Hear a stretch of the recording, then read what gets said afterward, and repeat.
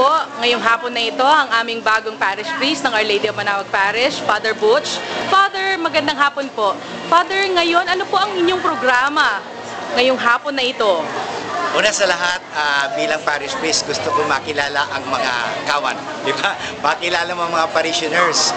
At siyempre, pag nagkakilala kayo, nagkakasama kayo, magkakaisa kayo. At the same time, maganda itong paraan na tayo ay magkasama sa ating pastoral assembly na ang ating paksa ay walang iba kundi tungo sa masaya, masagana, at maayos at sistematikong pamamaraan sa paglilingkod sa parokya.